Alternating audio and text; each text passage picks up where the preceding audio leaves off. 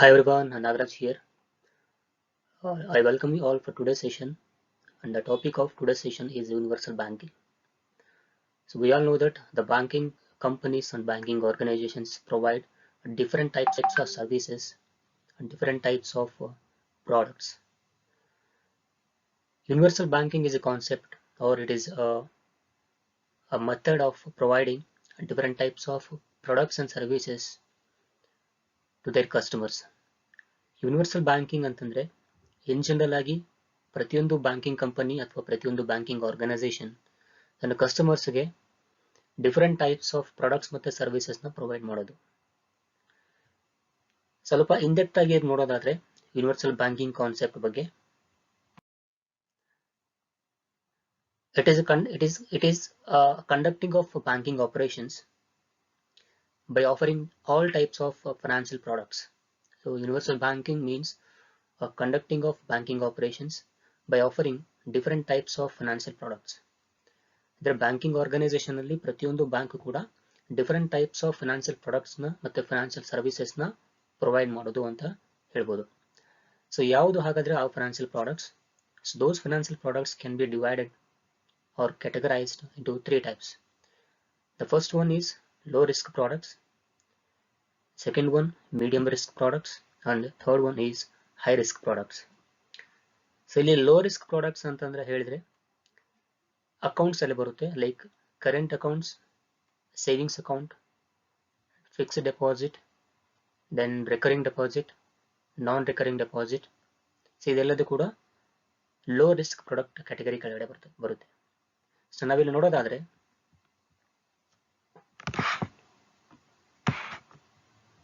Low risk products ಕೆಳಗಡೆ ಬರೋದೆಲ್ಲದೂ ಕೂಡ ನಾವು ಲೈಬಿಲಿಟಿ ಪ್ರಾಡಕ್ಟ್ಸ್ ಅಂತ ಹೇಳ್ಬೋದು. ಸೊ ಇಲ್ಲಿ ಲೈಬಿಲಿಟಿ ಪ್ರಾಡಕ್ಟ್ಸ್ ಅಲ್ಲಿ ಕಾಸಾ ಅಂತ ಹೇಳ್ತಾರೆ. What is CASA? It is current account and savings bank account ಅಂತ ಅರ್ಥ. ಸೊ ಶಾರ್ಟ್ ಫಾರ್ಮ್ ಅಲ್ಲಿ ಕಾಸಾ ಅಂತ ಹೇಳ್ತಾರೆ. ಅದಾದ ನಂತರ term deposits. So term deposits ಅಂತ ಹೇಳಿದ್ರೆ like fixed deposit, then recurring, non recurring ಮತ್ತೆ ಕ್ಯುಮುಲೇಟಿವ್ ಡೆಪಾಸಿಟ್ಸ್ ಇವೆಲ್ಲದೂ ಕೂಡ ಟರ್ಮ್ ಡೆಪಾಸಿಟ್ ಅಲ್ಲಿ ಬರುತ್ತೆ. So deposits which are based on time period, so ಅದನ್ನ ಟರ್ಮ್ ಡೆಪಾಸಿಟ್ ಅಂತ ಹೇಳ್ತೀವಿ. ಸೊ ಇದೆಲ್ಲದೂ ಕೂಡ ಲೋ ರಿಸ್ಕ್ ಪ್ರಾಡಕ್ಟ್ಸ್ ಅಂತ ಹೇಳ್ಬೋದು. ಅದೇ ತರ ಮೀಡಿಯಂ ರಿಸ್ಕ್ ಪ್ರಾಡಕ್ಟ್ಸ್ ಕೂಡ ಬರುತ್ತೆ. ಸೊ ಮೀಡಿಯಂ ರಿಸ್ಕ್ ಪ್ರಾಡಕ್ಟ್ಸ್ ಅಲ್ಲಿ home loans R any types of loans, home loan ಮಾತ್ರ ಅಲ್ಲ, ಸೊ ಯಾವುದೇ ತರ ಲೋನ್ಸ್ ಕೂಡ ಇಲ್ಲಿ ಇನ್ಕ್ಲೂಡ್ ಆಗುತ್ತೆ. ಸೊ ಅದನ್ನ ಅಸೆಟ್ ಪ್ರಾಡಕ್ಟ್ಸ್ ಅಂತಾನೂ ಹೇಳ್ತಾರೆ.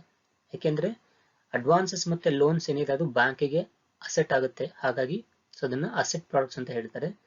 ಅದರಲ್ಲಿ ಶಾರ್ಟ್ ಟರ್ಮ್ ಲೋನ್ಸ್ ಬರುತ್ತೆ, medium term loans as well as long term loans. So ಯಾವುದೇ ರೀತಿಯಾಗಿರ್ಲಿ ಲೋನ್ ಪ್ರೊವೈಡ್ ಮಾಡಿದ್ರೆ ಅದು ಅಸೆಟ್ ಪ್ರಾಡಕ್ಟ್ ಕೆಳಗಡೆ ಡಿವೈಡ್ ಮಾಡಬಹುದು.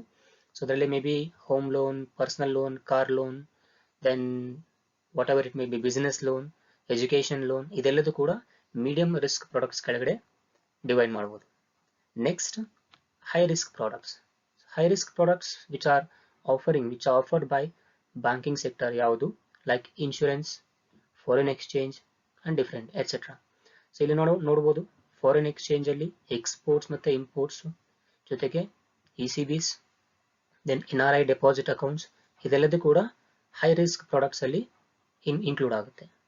ಸೊ ಇದ್ರ ಜೊತೆಗೆ ಬ್ಯಾಂಕಿಂಗ್ ಸೆಕ್ಟರ್ ಕಡೆಯಿಂದ ಅಥವಾ ಬ್ಯಾಂಕಿಂಗ್ ಸೆಕ್ಟರ್ ಇಂದ ಡಿಫರೆಂಟ್ ಟೈಪ್ಸ್ ಆಫ್ ಸರ್ವಿಸಸ್ ಏನ್ ಪ್ರೊವೈಡ್ ಮಾಡಬಹುದು. ರೆಮಿಟೆನ್ಸಸ್ ಇರುತ್ತೆ. ಸೊ ರೆಮಿಟೆನ್ಸ್ ಅಂದ್ರೆ ಫಂಡ್ ಟ್ರಾನ್ಸ್ಫರ್, ಮನಿ ಟ್ರಾನ್ಸ್ಫರ್. ಈಗ ನಾವೆಲ್ಲ ನೋಡ್ತಾ ಇದೀವಿ RTGS, NEFT, IMPS ಕೂಡ ಬರುತ್ತೆ ಇದರಲ್ಲಿ. ಇದೆಲ್ಲದೂ ಕೂಡ ರೆಮಿಟೆನ್ಸಸ್ ಕೆಳಗಡೆ ಬ್ಯಾಂಕಿಂಗ್ ಸೆಕ್ಟರ್ ಪ್ರೊವೈಡ್ ಮಾಡ್ತಾ ಇರೋ ಸರ್ವಿಸಸ್. ಅದೇ ತರ insurance, like life and non life insurance. This is life insurance, ಅದು ಮಿಸ್ಟೇಕ್ ಆಗಿದೆ. ಸೊ ಲೈಫ್ ಇನ್ಶೂರೆನ್ಸ್ ಮತ್ತೆ ನಾನ್ ಲೈಫ್ ಇನ್ಶೂರೆನ್ಸ್ ಕೂಡ ಬರುತ್ತೆ. ಅದೇ ತರ ಮ್ಯೂಚುವಲ್ ಫಂಡ್ಸ್ ಮತ್ತೆ ಡೆಪಾಸಿಟರಿ ಸರ್ವಿಸಸ್ ಇರುತ್ತೆ. ಶೇರ್ ಬ್ರೋಕಿಂಗ್ ಮತ್ತೆ ಕಮಾಡಿಟಿ ಬ್ರೋಕಿಂಗ್ ಇರುತ್ತೆ. ಅಂದ್ರೆ ಏನು, ಶೇರ್ಸ್ ಪರ್ಚೇಸ್ ಮಾಡೋದು, ಸೇಲ್ ಮಾಡೋದು, ಕಮಾಡಿಟಿ ಪರ್ಚೇಸ್ ಮಾಡೋದು, ಸೇಲ್ ಮಾಡೋದು. ಸೊ ಅದು ಕೂಡ ಇನ್ವಾಲ್ವ್ ಆಗುತ್ತೆ, ಇದರಲ್ಲಿ ಇನ್ಕ್ಲೂಡ್ ಆಗುತ್ತೆ. ಸೇಲ್ ಆಫ್ ಗೋಲ್ಡ್ ಮತ್ತೆ ಬುಲಿಯನ್, ಅಂದ್ರೆ ಮಾರ್ಕೆಟ್ ಅಲ್ಲಿ, ಶೇರ್ ಮಾರ್ಕೆಟ್ ಅಲ್ಲಿ, ಲೈಕ್ ಡೆರಿವೇಟಿವ್ಸ್ ಮಾರ್ಕೆಟ್ ಅಲ್ಲಿ ಕೂಡ ಗೋಲ್ಡ್ ಪರ್ಚೇಸ್ ಮಾಡೋದಾಗಿರ್ಬೋದು, ಸೇಲ್ ಮಾಡೋದಾಗಿರ್ಬೋದು, ಈ ಸರ್ವಿಸಸ್ ಕೂಡ ಪ್ರೊವೈಡ್ ಮಾಡುತ್ತೆ ಬ್ಯಾಂಕಿಂಗ್ ಕಡೆಯಿಂದ. Then investment in government securities as well as corporate securities, ಇದು ಕೂಡ ಇನ್ಕ್ಲೂಡ್ ಆಗುತ್ತೆ. ದೆನ್ ಅಡ್ವೈಸರಿ ಸರ್ವಿಸಸ್ ಮತ್ತೆ ಇದ್ರ ಜೊತೆಗೆ ಪೋರ್ಟ್ಫೋಲಿಯೋ ಮ್ಯಾನೇಜ್ಮೆಂಟ್ ಕೂಡ ಇರುತ್ತೆ. ಅಂದ್ರೆ ಅಡ್ವೈಸರ್ ಸರ್ವಿಸಸ್ ಅಂದ್ರೆ ಏನು, ಯಾವ ಶೇರ್ ಮಾರ್ಕೆಟ್ ಅಲ್ಲಿ ಯಾವ ತರ ಸೆಕ್ಯೂರಿಟೀಸ್ ಪರ್ಚೇಸ್ ಮಾಡಬೇಕು ಅನ್ನೋದು ಕೂಡ ಬ್ಯಾಂಕ್ ನಿಮಗೆ ಅಡ್ವೈಸ್ ಮಾಡುತ್ತೆ. ಸೊ ಕಸ್ಟಮರಿಗೆ if any person or any customer want to purchase shares and securities in stock market, so bank advisory service ಕೂಡ ಪ್ರೊವೈಡ್ ಮಾಡುತ್ತೆ. ಅದರ ಜೊತೆಗೆ ಪೋರ್ಟ್ಫೋಲಿಯೋ ಮ್ಯಾನೇಜ್ಮೆಂಟ್ ಕೂಡ ಪ್ರೊವೈಡ್ ಮಾಡುತ್ತೆ. ಸೊ ಪೋರ್ಟ್ಫೋಲಿಯೋ ಮ್ಯಾನೇಜ್ಮೆಂಟ್ ಅಂದ್ರೆ ಏನು? So different types of shares ಮತ್ತೆ securities ನ ಪರ್ಚೇಸ್ ಮಾಡೋದು. ಅದೇ ತರ ಮರ್ಚೆಂಟ್ ಬ್ಯಾಂಕಿಂಗ್ ಸರ್ವಿಸ್ ಕೂಡ ಪ್ರೊವೈಡ್ ಮಾಡುತ್ತೆ. ನಾಟ್ ಓನ್ಲಿ ದೀಸ್ ಪ್ರಾಡಕ್ಟ್ಸ್, ಇನ್ನು ಡಿಫರೆಂಟ್ ಟೈಪ್ಸ್ ಆಫ್ ಪ್ರಾಡಕ್ಟ್ಸ್ ಇರುತ್ತೆ, ಸರ್ವಿಸಸ್ ಇರುತ್ತೆ. ಸೊ ಬ್ಯಾಂಕಿಂಗ್ ಕಡೆಯಿಂದ ಪ್ರೊವೈಡ್ ಮಾಡೋದು. ಸೊ ಇಲ್ಲಿ ಯೂನಿವರ್ಸಲ್ ಬ್ಯಾಂಕಿಂಗ್ ನ ನಾವು ಸೂಪರ್ ಫೈನಾನ್ಷಿಯಲ್ ಹಬ್ ಅಂತಾನೂ ಹೇಳ್ಬೋದು. So why super financial hub ಅಂತ ಏನಕ್ಕೆ ಹೇಳ್ಬೋದು ಅಂದ್ರೆ it offers all types of financial products. So ಇಲ್ಲಿ ಒಂದು ರೂಫ್ ಕೆಳಗಡೆ ಒಂದು ಬ್ಯಾಂಕಿಂಗ್ ಇನ್ಸ್ಟಿಟ್ಯೂಷನ್ ಅಲ್ಲಿ ಅಥವಾ ಒಂದು ಬಿಸಿನೆಸ್ ಇನ್ಸ್ಟಿಟ್ಯೂಷನ್ ಅಲ್ಲಿ ಪ್ರತಿಯೊಂದು ಸರ್ವಿಸ್ ಕೂಡ ಪ್ರೊವೈಡ್ ಮಾಡುತ್ತೆ ಕಸ್ಟಮರ್ಗೆ. ಹಾಗಾಗಿ ಇದನ್ನ ಸೂಪರ್ ಫೈನಾನ್ಷಿಯಲ್ ಹಬ್ ಅಂತ ಕರೀತಾರೆ. In what are the advantages of universal banking? So ಹಾಗಾದ್ರೆ ಏನ್ ಬೆನಿಫಿಟ್ಸ್ ಇದೆ ಯೂನಿವರ್ಸಲ್ ಬ್ಯಾಂಕಿಂಗ್ ಇಂದ? Cross selling of products to vast customer base. So ಅಂದ್ರೆ ಏನು, ಡಿಫರೆಂಟ್ ಕಸ್ಟಮರ್ಸ್ಗೆ ಡಿಫರೆಂಟ್ ಟೈಪ್ಸ್ ಆಫ್ ಪ್ರಾಡಕ್ಟ್ಸ್ ನಾವು ಸೇಲ್ ಮಾಡಬಹುದು, ಆಫರ್ ಮಾಡಬಹುದು. Improve fee and other non interest income. So ಇದರಿಂದ ನಾವು ಏನ್ ಮಾಡಬಹುದು, ಅರ್ನಿಂಗ್ಸ್ ಮಾಡ್ಕೋಬಹುದು ಈ ತರ different types of service provide ಮಾಡೋದ್ರಿಂದ. Then better utilisation of infrastructure of course. So bank ಕಡೆಯಿಂದ ಏನೇನು ಫೆಸಿಲಿಟೀಸ್ ಇದೆ ಅದನ್ನ ಸೊ ಬೆಟರ್ ಆಗಿ ಯುಟಿಲೈಸ್ ಮಾಡ್ಕೋಬಹುದು. ನಾರ್ಮಲ್ ಆಗಿ ಬ್ಯಾಂಕಿಂಗ್ ಸೆಕ್ಟರ್ ಯಾವುದೇ ಇರಲಿ, ಸೊ ಎಲ್ಲದೂ ಕೂಡ ಯೂನಿವರ್ಸಲ್ ಬ್ಯಾಂಕಿಂಗ್ ನಲ್ಲಿ ನಾವು ಇಲ್ಲಿ ಮೆನ್ಷನ್ ಮಾಡಿರೋ ಪ್ರತಿಯೊಂದು ಪ್ರಾಡಕ್ಟ್ ಕೂಡ ಪ್ರೊವೈಡ್ ಮಾಡ್ಬೇಕನ್ನೋ ನೆಸೆಸಿಟಿನೂ ಇಲ್ಲ. ಸೊ ಯಾವುದೇ ಬ್ಯಾಂಕ್ ತನಗೆ ಯಾವ ಲೆವೆಲ್ ಅಲ್ಲಿ ಕೆಪಬಿಲಿಟಿ ಇರುತ್ತೆ ಆ ಲೆವೆಲ್ ಅಲ್ಲಿ ಮಾತ್ರ ಸೊ ಅದು ಸರ್ವಿಸ್ ಪ್ರೊವೈಡ್ ಮಾಡಬಹುದು. ಸೇ ಫಾರ್ ಎಕ್ಸಾಂಪಲ್ ಕೆಲವು ಕೋಆಪರೇಟಿವ್ ಬ್ಯಾಂಕ್ಸ್ ಇರುತ್ತೆ ಅಥವಾ ಕೆಲವು ಲೋ ಲೆವೆಲ್ ಬ್ಯಾಂಕ್ಸ್ ಇರುತ್ತೆ. ಸೊ ಅದು ನೆಟ್ ಬ್ಯಾಂಕಿಂಗ್ ಪ್ರೊವೈಡ್ ಮಾಡೋ ಕೆಪಬಿಲಿಟಿ ಇರೋದಿಲ್ಲ. So it can provide at least liability products, asset products. So ಅದಕ್ಕೆ ಕೆಲವು ಫಾರೆಕ್ಸ್ ಪ್ರಾಡಕ್ಟ್ಸ್ ನ ಸರ್ವಿಸ್ ಪ್ರೊವೈಡ್ ಮಾಡೋ ಕೆಪಾಸಿಟಿ ಕೂಡ ಇರಲ್ಲ ಅಥವಾ ಕೆಪಬಿಲಿಟಿ ಇರೋದಿಲ್ಲ. So they can provide only up to liability products and asset products. There is no compulsion of providing all types of products in universal banking. If it is providing at least 3 or 4 more services under banking institution, it is also known as universal banking. And also one-stop availability of products to customers. So ಒಬ್ಬ ಕಸ್ಟಮರ್ಗೆ ಒಂದೇ roof ನಲ್ಲಿ ಅಥವಾ ಒಂದೇ institution ಅಲ್ಲಿ different types of services provide ಮಾಡಬಹುದು with the concept of universal banking. So universal banking is nothing but what? Conducting of banking operations by offering different types of financial products or offering all the types of financial products. So ಒಬ್ಬ customer ಬ್ಯಾಂಕಿಗೆ ಹೋಗಿದ್ದಾನೆ ಅಂತಂದ್ರೆ so ಅವನಿಗೆ ಬೇಕಾಗಿರೋ financial services ಆಗಿರ್ಬೋದು, financial products ಆಗಿರ್ಬೋದು, so ಒಂದೇ roof ಕೆಳಗಡೆ ಅವನಿಗೆ ಪ್ರೊವೈಡ್ ಮಾಡೋದು ಯೂನಿವರ್ಸಲ್ ಬ್ಯಾಂಕಿಂಗ್ ಕಾನ್ಸೆಪ್ಟ್ ಆಗಿರುತ್ತೆ. ಸೊ ಇದನ್ನ ಸ್ವಲ್ಪ ಥಿಯರಾಟಿಕಲಿ ನೋಡಿದ್ರೆ meaning and concept of universal banking.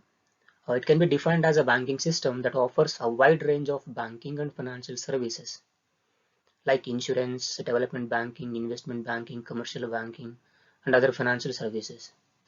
ಇದರಲ್ಲಿ ಮೇಜರ್ ಆಗಿ ನಾವು ಒಂದು 3 ಕಾಂಪೋನೆಂಟ್ಸ್ ಆಗಿ ಡಿವೈಡ್ ಮಾಡಬಹುದು ಯೂನಿವರ್ಸಲ್ ಬ್ಯಾಂಕಿಂಗ್ ನ. ಒಂದು ರಿಟೇಲ್ ಬ್ಯಾಂಕಿಂಗ್, ಎರಡನೇದು ಇನ್ವೆಸ್ಟ್ಮೆಂಟ್ ಬ್ಯಾಂಕಿಂಗ್, ಮೂರನೇದು ಹೋಲ್ಸೇಲ್ ಬ್ಯಾಂಕಿಂಗ್ ಅಂತೇಳಿ. So retail banking, investment banking and wholesale banking. Then this system offers services like asset management. ಇದಕ್ಕಿಂತ ಮುಂಚೆ ನಾನು ಹೇಳಿದ್ನಲ್ವಾ ಅದೆಲ್ಲದೂ ಇನ್ಕ್ಲೂಡ್ ಆಗುತ್ತೆ ಇದರಲ್ಲಿ. ಪ್ರಾಡಕ್ಟ್ಸ್ ಬಗ್ಗೆ ನಾವು ಏನ್ ಮೆನ್ಷನ್ ಮಾಡಿದ್ವಿ ಸೊ ಅದೆಲ್ಲದೂ ಕೂಡ ಇಲ್ಲಿ ಇನ್ಕ್ಲೂಡ್ ಆಗುತ್ತೆ. Next, a system of universal banking does not put a compulsion on the participating banks to provide all the functions, so all the type of functions, so all the above mentioned functions or services. Rather, it allows them to choose and offer a wide range of services. It is not compulsory of providing all the type of advisory functions, all the type of products and services to provide it. So ಅದು ತನ್ನ limitations ಅಲ್ಲಿ, limits ಅಲ್ಲಿ ಎಷ್ಟು ಸಾಧ್ಯ ಆಗುತ್ತೋ ಅಷ್ಟು ಮಾತ್ರ offers ಮಾಡಬಹುದು, ಪ್ರಾಡಕ್ಟ್ಸ್ ಆಗಿರಬಹುದು, ಸರ್ವಿಸಸ್ ಆಗಿರಬಹುದು. Next, the participating banks in the system can always choose the services according to their comfort, confidence and specialisation. Of course ಅದೇ ಇಲ್ಲಿ ರಿಪೀಟ್ ಹೇಳ್ತಾ ಇದ್ದೇನೆ. ಸೊ ಅದು ಎಲ್ಲದೂ ಸರ್ವಿಸಸ್ ಪ್ರೊವೈಡ್ ಮಾಡೋ ನೆಸೆಸಿಟಿ ಇರೋದಿಲ್ಲ. ಸೊ ತನ್ನ ಕಾನ್ಫಿಡೆನ್ಸ್ ಲೆವೆಲ್ಗೆ, ತನ್ನ ಕಂಫರ್ಟ್ ಲೆವೆಲ್ ಅಲ್ಲಿ ಸೊ ಆ ಬ್ಯಾಂಕ್ ಪರ್ಟಿಕ್ಯುಲರ್ ಆಗಿ ಯಾವ್ದ್ರಲ್ಲಿ ಸ್ಪೆಷಲೈಸೇಷನ್ ಇರುತ್ತೆ ಸೊ ಆ ತರ ಸರ್ವಿಸಸ್ ಮಾತ್ರ ಪ್ರೊವೈಡ್ ಮಾಡಬಹುದು ಅಂತ ಹೇಳುತ್ತೆ. Next, functions. Then what are the functions of commercial banking? So ಇಲ್ಲಿ ನಾವು ಕಾಂಪೊನೆಂಟ್ಸ್ ಮೇಲೆ ಫಂಕ್ಷನ್ಸ್ ಡಿವೈಡ್ ಮಾಡಬಹುದು. ಸೊ ಎರಡು ತರ ಕಾಂಪೊನೆಂಟ್ಸ್ ಇರುತ್ತೆ, ಒಂದು ಕಮರ್ಷಿಯಲ್ ಬ್ಯಾಂಕಿಂಗ್ ಕಾಂಪೊನೆಂಟ್, ಇನ್ನೊಂದು ಇನ್ವೆಸ್ಟ್ಮೆಂಟ್ ಬ್ಯಾಂಕಿಂಗ್ ಅಂತೇಳಿ. Commercial banking is all about understanding and complying with the basic financial needs and expectation of a normal customer. Commercial banking major intention ಏನು, the main concept ಏನು ಅಂದ್ರೆ providing the basic financial needs, basic financial services to a normal customer. ಅಪ್ಪ normal ಕಸ್ಟಮರ್ಗೆ basic financial banking operations ಏನಿರುತ್ತೆ, banking operations provide ಮಾಡೋದೇ commercial banking ನ main concept ಆಗಿರುತ್ತೆ.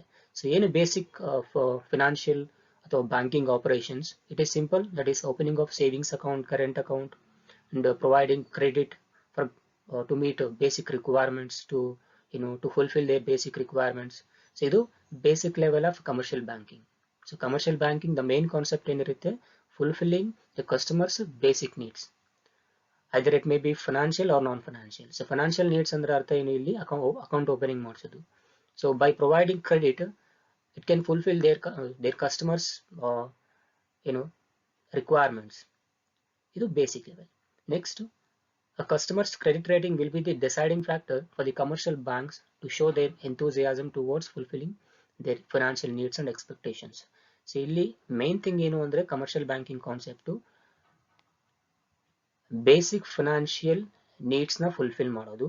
ಯಾವ ತರ fulfill ಮಾಡ್ತಾರೆ, by opening savings account, current account and credit provision of credit.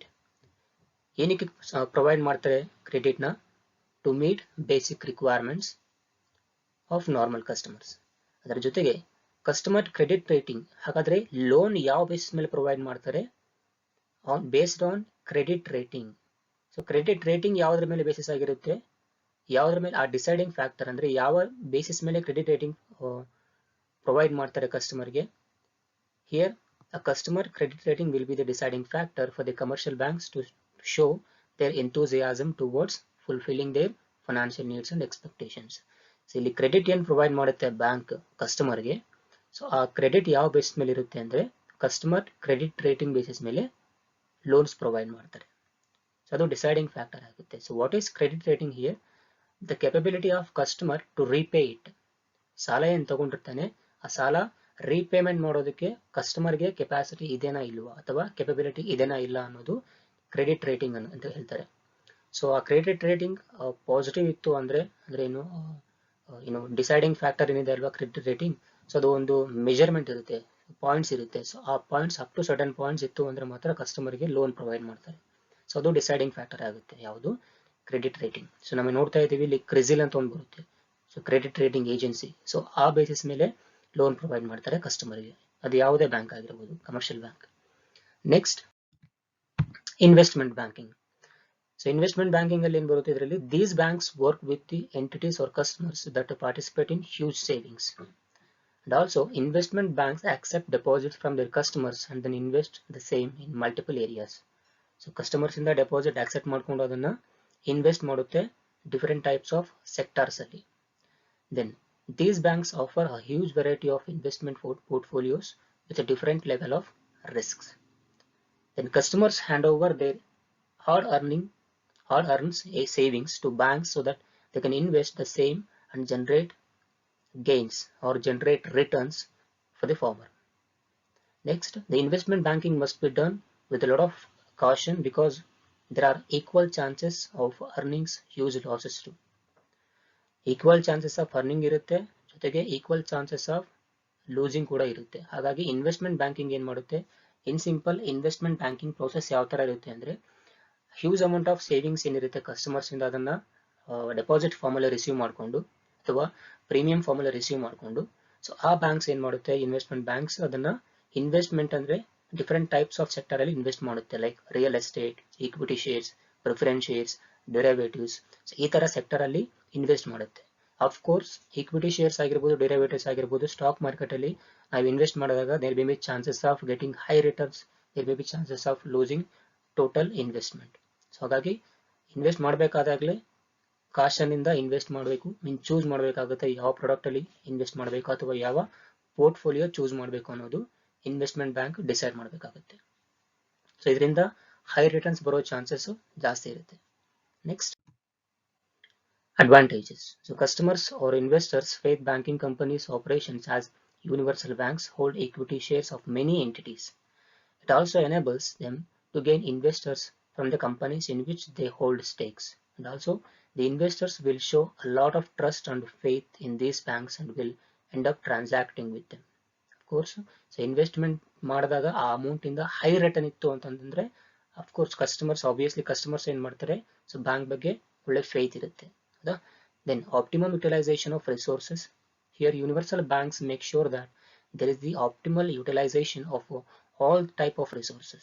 So these banks evaluate the customer's ability to take risk as well as accordingly use their resources.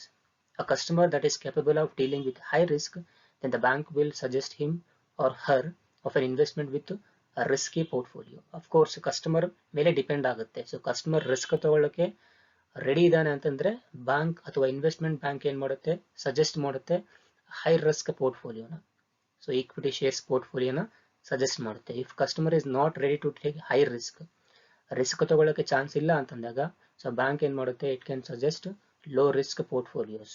ಹೌದಲ್ವಾ? So ಎಲ್ಲಿ ಜಾಸ್ತಿ risk ಇರುತ್ತೆ ಅಲ್ಲಿ return ಜಾಸ್ತಿ ಇರುತ್ತೆ, risk ಕಡಿಮೆ ಇತ್ತು ಅಂದ್ರಲ್ಲಿ obviously return ಕೂಡ ಕಡಿಮೆ ಇರುತ್ತೆ. Next, if a customer is not that capable of dealing with high risk, then the bank will suggest him or her of an investment with decent and moderate risks. Of course, ಈಗ ತಾನೇ ಹೇಳಿದಲ್ವಾ, that is what the concept.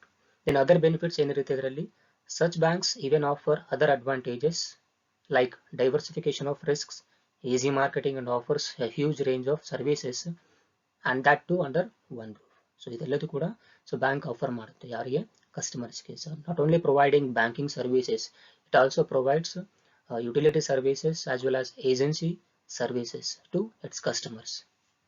So these are the concepts of universal banking. In the next video, we'll discuss with about e-banking services, the concept of e-banking and e-banking services in India. So till then, take care. Bye bye.